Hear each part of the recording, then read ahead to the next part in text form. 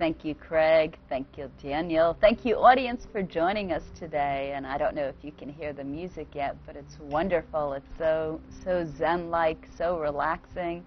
And my guest today is Sister Jenna. And I want to introduce you all to Sister Jenna. She's great. And listen to her voice and look at her, and just it'll be great. Welcome. Hi, it's a pleasure to meet you. Thank you so much for coming on the show. Thanks for having me on. You've been so great, so relaxing to work with. I think when you're a curator for a meditation museum, you kind of have to behave. That's funny, yes, behaving. Tell me, what is the Meditation Museum? It's a new kind of space. It's a space to bring back the power in our pure thinking. It's a space that looks at artwork and the arts and to find its original purity of it. There was a saying that I had heard years ago that without art the world wouldn't be beautiful. I love that saying. But nowadays I think that we need to go back to the purity in the arts so that we can start to feel again. I like that. Nice and quiet. And tell me, walk me through what happens when you enter the Meditation Museum. What's it like? Well, so far I've been told that it feels like a whole different world. I've heard from many people that the minute that you enter the space, you've got these nice inscriptions on the walls going up. One that says, "Speak less, speak softly, speak sweetly." And I see they're on the camera right now. Oh, that's great. Thanks to Mr. Steve. Thank you, Steve. That's great.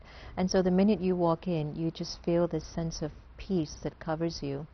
So it doesn't matter how bad the day has been, the experience of peace starts at the entrance of the museum. That is wonderful. Yeah.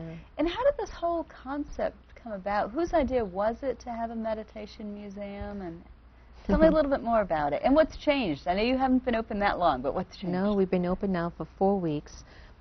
It was definitely a divine providence. You know, I always say it's the supreme power that did it, because the way it came together was magical.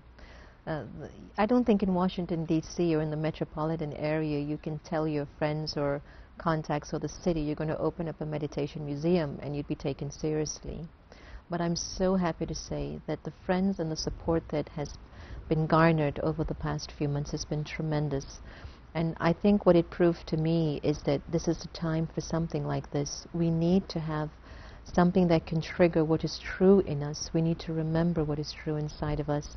And what this museum does is that it reminds you and me what is real. That's great. Sounds like politicians should check it out too. Maybe President Obama should go there. It just sounds so... Yes, we've had a few members of Congress that have come already. That's great. And it's free. And it's free. We love free. But voluntary contributions. Well, that's good too. Yeah, that's fine.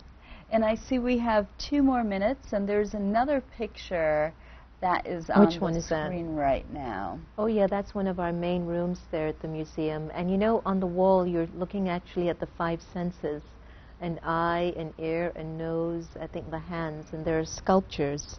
And they actually teach the visitor how to use your eyes. In other words, when you look at a person, see the beauty in that person, not their weaknesses. In your ears, when you listen to things, choose to listen to what is leading you towards truth and freedom, not what's going to take you into a bondage. I love your words. Yeah, and when you speak, you should speak sweetly, softly, and less, which I'm still trying to conquer. so interesting. And there's another picture up there. What are we looking at now? Oh yeah, that's the sweet one. That's the one of the youths that came to do meditation. And they range from the ages of 13 to 18, and they came to do meditation to prepare themselves before going back to school. That's great. And what's the future look like? It looks great. It looks bright. There'll be rotating exhibitions. We've had 4 major events so far, and it's just open to everyone daily, Monday through Sunday, 11 a.m. to 6 p.m. It's just a beautiful space. And the address? The address is 8236 Georgia Avenue. Excellent. In Silver Spring, Maryland.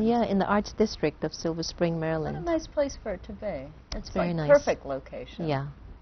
And I'll give you the last 20 seconds. Last 20 seconds, I'd like to remind everyone that nowadays we need triggers to bring us back to beauty and to bring us back to peace and to bring us back to what is true.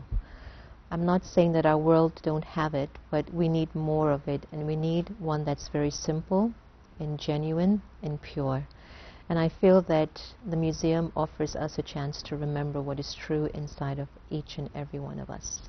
Thank you, Sister Jenna. Great finishing words there. And Thanks, thank you Pia. so much for coming on. Thank you. And please, everybody, go visit the Meditation Museum. It sounds just so wonderful, so peaceful, so calming. Enjoy. And now, back to the desk.